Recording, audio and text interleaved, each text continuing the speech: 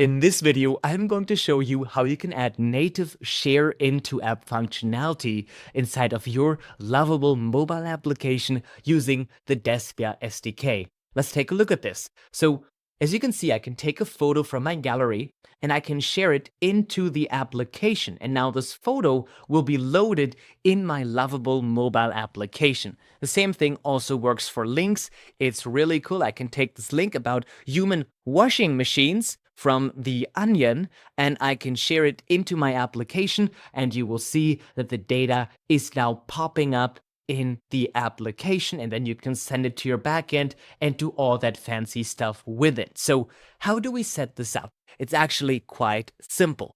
So let's go inside of here and let's go into Lovable. Now, inside of Lovable, we already have an blank project, and we will need to paste a prompt inside of here to make sure that it's using the Despia SDK correctly.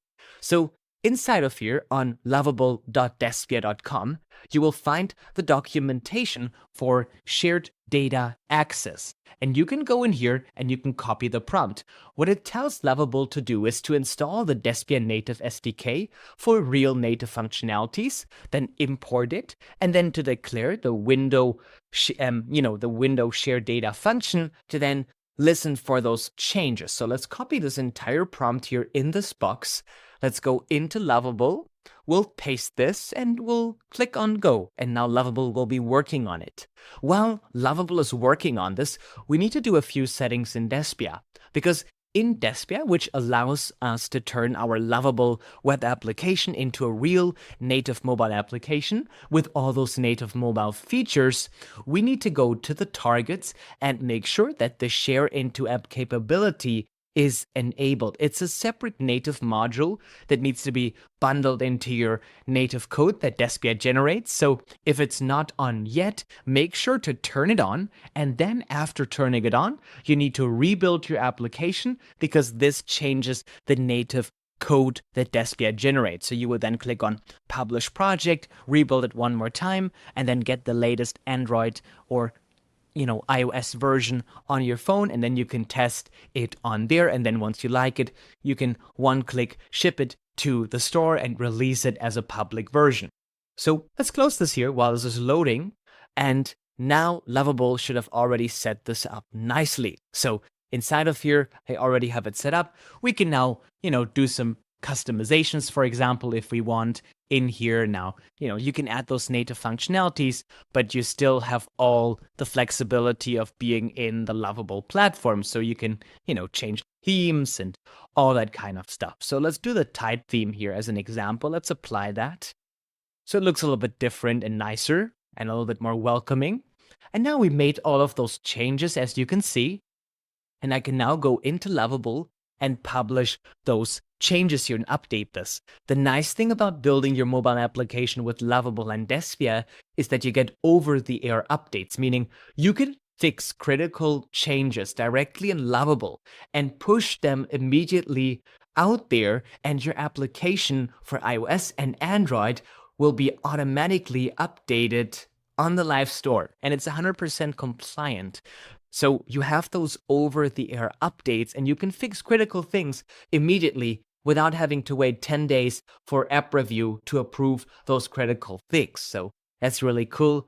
You do have this functionality available, also saving you the need to go and rebuild your application and open Xcode again and do all that kind of stuff all over again.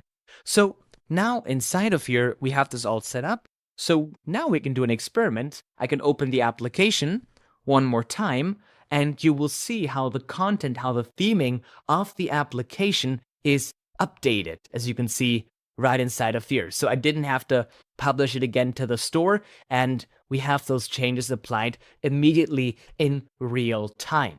So now let's go to the blog post from the Onion here, and let's share this into our application. And as you can see, I got the blog post from the Onion shared inside of here.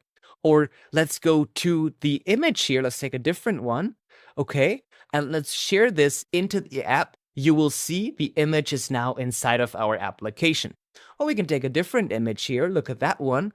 Let's share this into the application. Look how smooth and seamless this works. Now the image is shared into the application. You do have the history. You can take those, send them to your backend, link them to the user who's currently logged in. There's so much that you can do with this. It's really cool what you can do.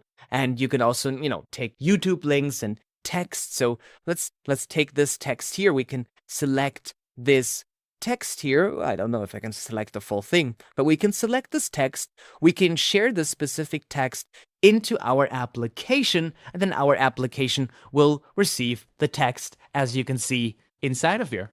How cool is that? Look at this.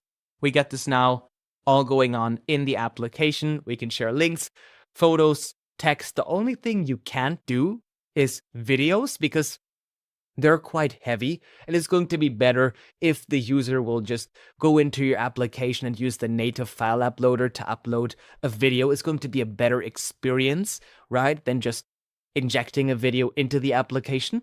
But you do have this functionality. It's super simple to set up, and I can't wait all the amazing applications that you'll be building with this really cool feature. Thank you so much for watching. I appreciate your time, and see you in the next video. Take care. Bye-bye.